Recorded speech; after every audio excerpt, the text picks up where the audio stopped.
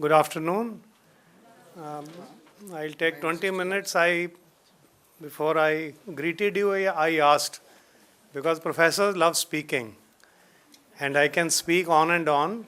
So just a quick background, because that's very relevant.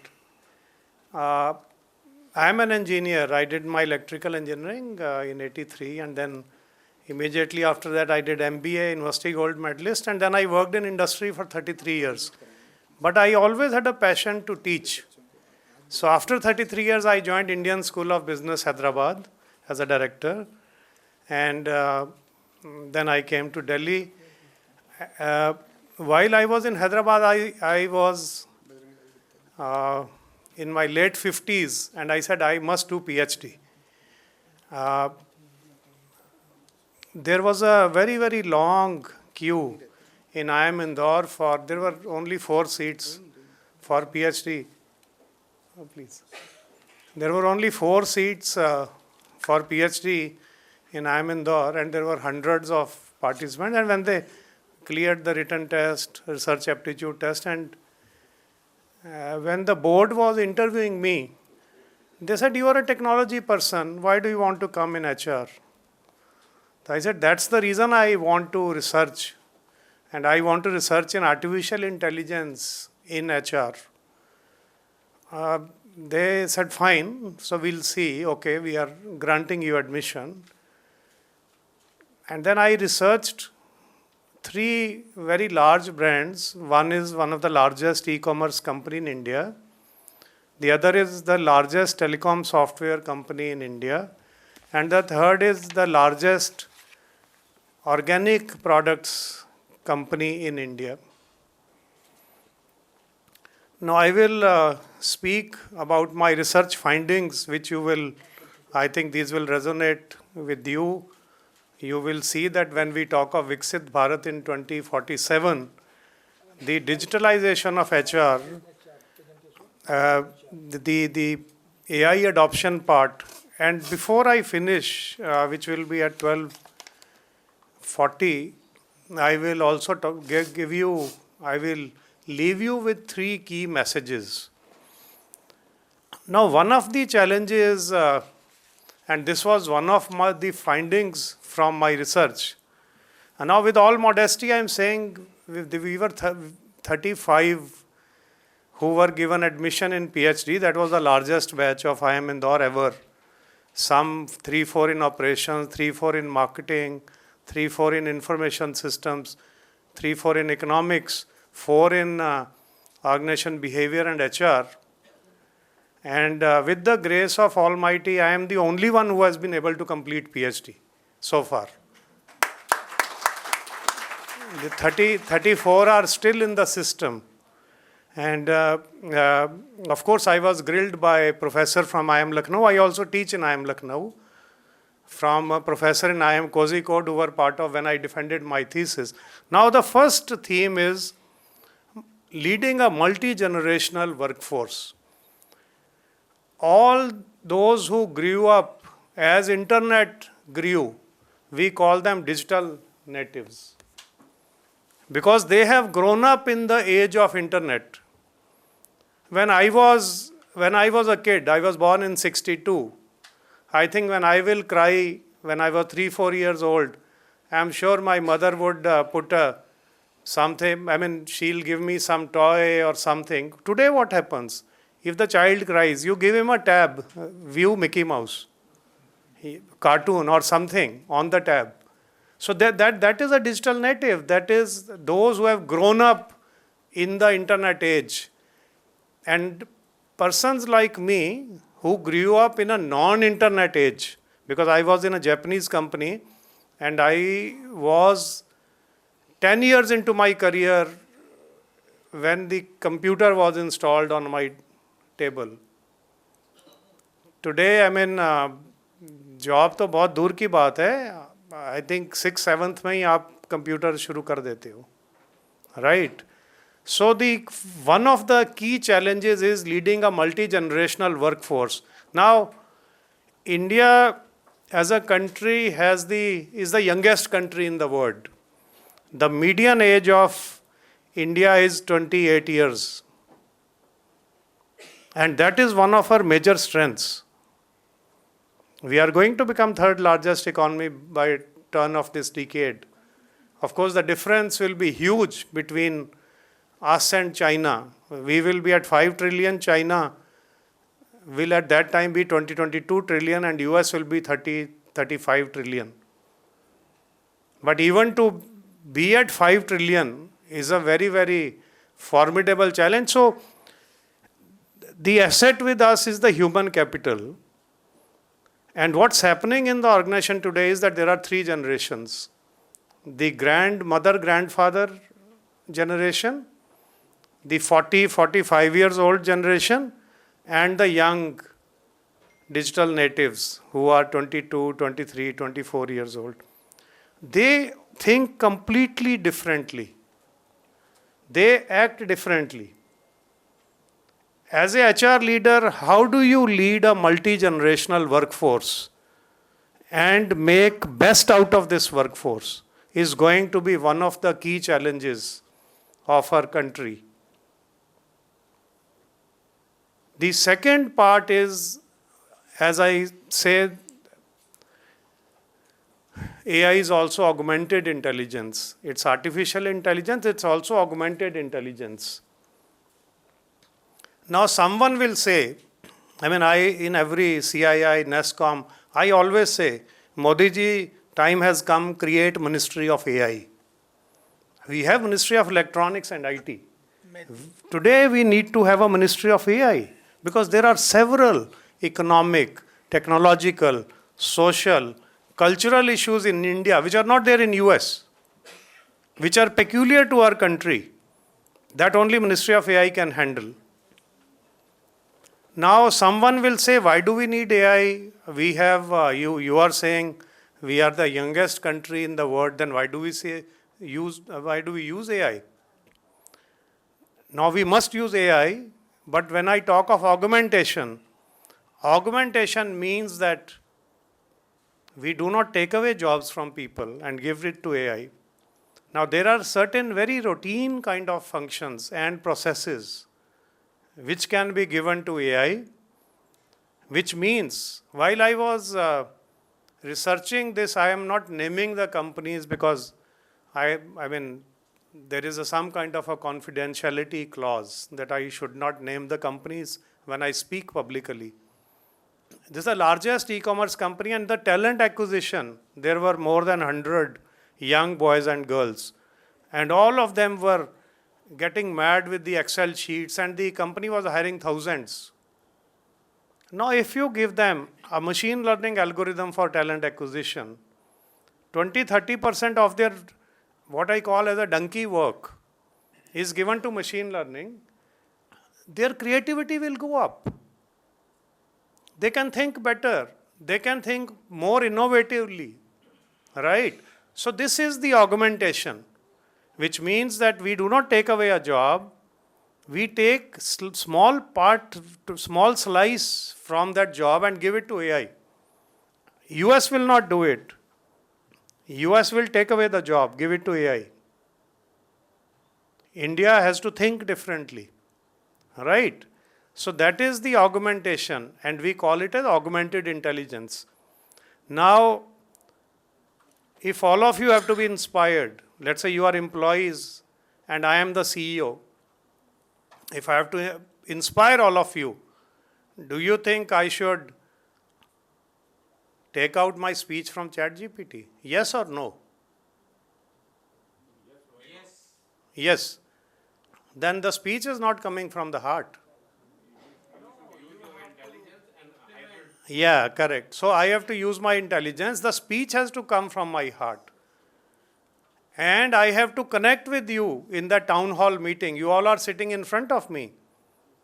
I am keeping AI away when I am inspiring all of you. But when it comes to talent acquisition process, I am automating it with a machine learning algorithm, which means I am augmenting inspiration with automation. Sure, absolutely. AI cannot replace human connect. AI cannot replace inspiration. So this is the first theme. First was multi-generation workforce. The second thing is automation, augmentation. Always remember, AI also means augmented intelligence. Artificial intelligence, why? Why artificial? Because we have 86 billion cells in our brain. These are called neurons. And neurons also, if there's a coffee cup here and I touch, what signal brain gives me? Withdraw your hand. So there is a communication which happens between the cells. There are neurotransmitters. And these cells are like a circuit, electrical circuit. And they send a message to the muscle here, withdraw. Now scientists, and we have a misconception that AI is a recent thing.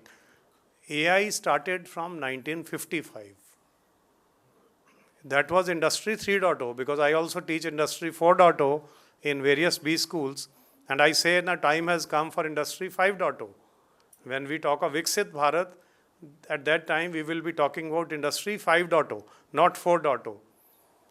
So these artificial neurons are similar to biological neurons. The only difference is the emotion, the human connect part.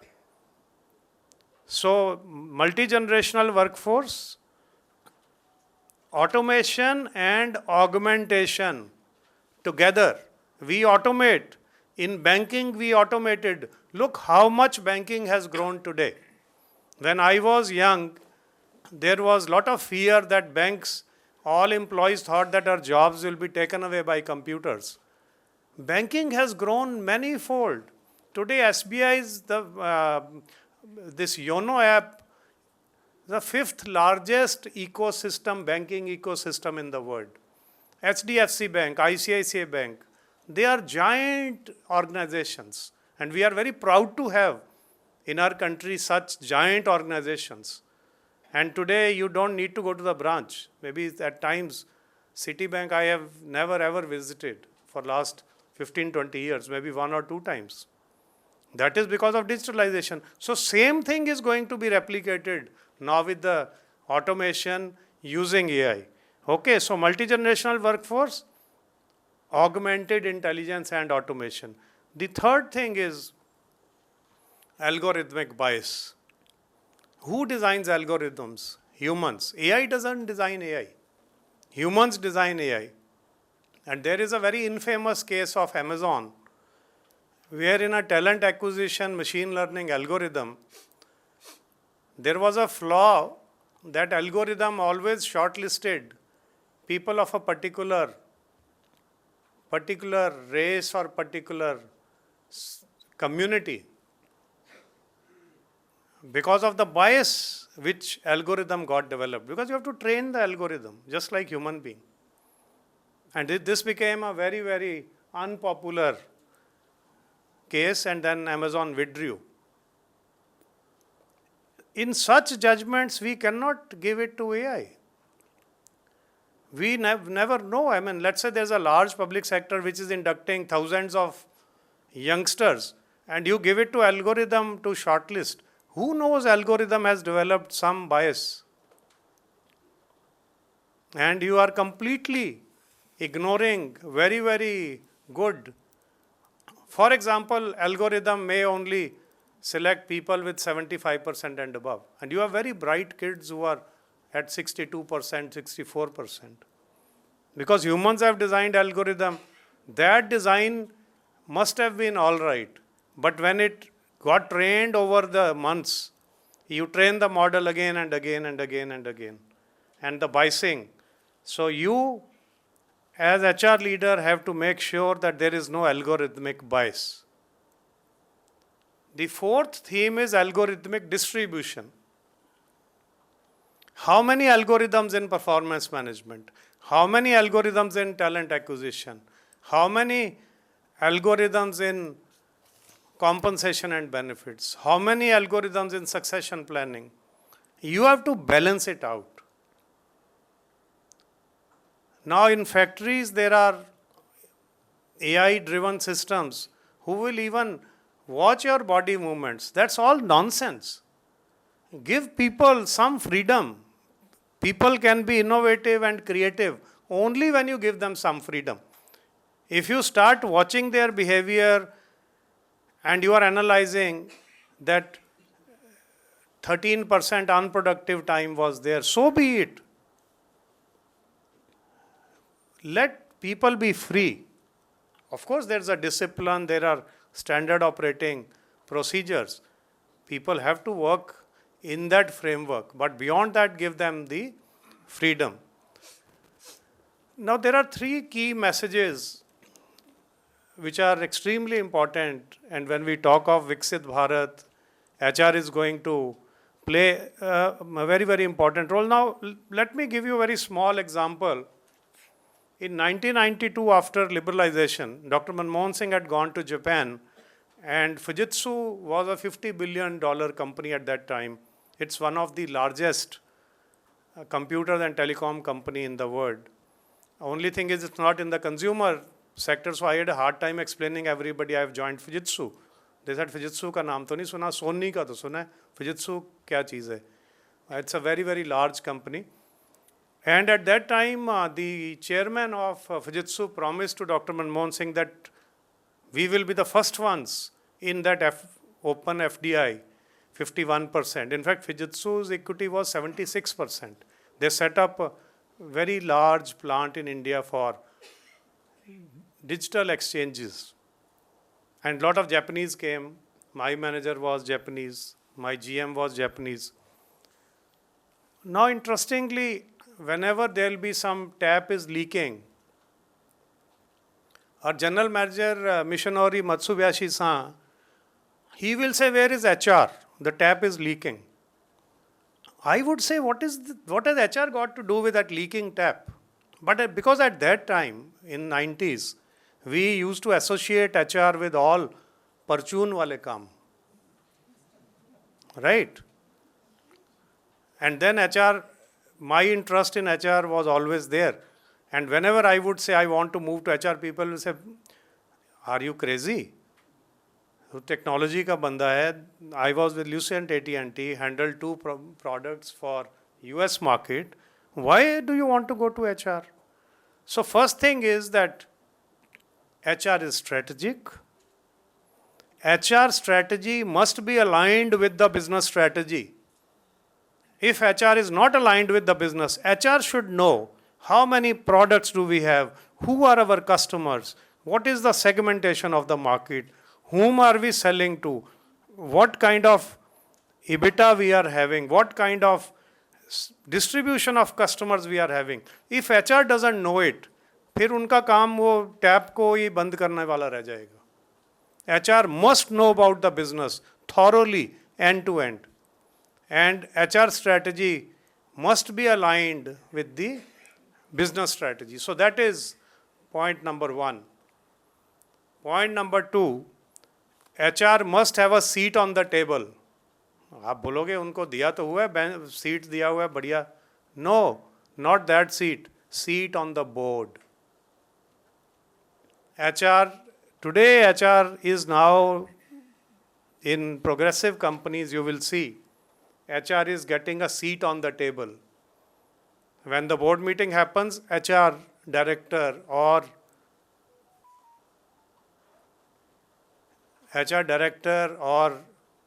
CHRO or HR head would be there. That is point number two. HR must have a seat on the table. First point was HR strategy must be aligned with the business strategy and HR must know about the business end to end. Second point is HR must have seat on the table. Third is HR must lead digital transformation within HR. Now in this e-commerce company, what I saw, they had all types of fancy AI in marketing and sales. But there was nothing in HR. Why? Because they were earning their rupees through that sales. They would even, millions of customers, they would know the eating preferences. So HR must drive the digital transformation. Whether it's a talent acquisition, performance management, compensation benefits, succession planning. And while it drives HR transformation, which is a continuous process, it must stay aligned with the business. अगर HR के किसी employ को business के बारे में नहीं पता, तो she or he is not doing her or his job properly. Must know about the business. I think these are some of the key takeaways. Time has been short. Otherwise, I would have discussed my research findings, which have been published. Maybe I will share it with you. My paper is there, AI in HR, which has been published in one of the top-ranking journals. It is written, co-authored with the professor of IIM, and it is already getting lots of views. It's an open access, so you don't need a license. So you can go through. थोड़ा boring हो जाएगा बीच में, research paper इतना interesting नहीं होता. अगर passion है तभी इंटरेस्टिंग लगेगा. Otherwise there are no stories, no suspense, no turns and twist. बहुत ड्राई लगेगा जब आप पढ़ेंगे, बट अगर पैशन है फिर आप एंजॉय करेंगे. ठीक है. So specially all of you who are in the last this thing, you are the future of our country. We are very proud of our country. We are, see, in 1980s, and then I'll finish. 1980s, Iran was a bigger economy than us. Countries who divide people on the basis of religion, or country who run their countries based on the basis of religion, can never prosper. वो तो गुरु नानक देव जी ने कहा है, मानस की जात सब एक है, उसको पहचानो. Everybody is equal. When you realise this philosophy that everybody is equal, only then you can be viksit. Otherwise, I mean, you may achieve numbers, you are not viksit. Everybody who loves the country needs to be respected and needs to be included in the development of the country. ये भी आपने HR ने अपने दिमाग में रखना है. सबको बराबर की नज़र से देखना है. हम सब अपने कंट्री से बहुत प्यार करते हैं, और हमने सभी को इंक्लूड करके, inclusive strategy, that is the one of the key functions of HR. Thank you very much.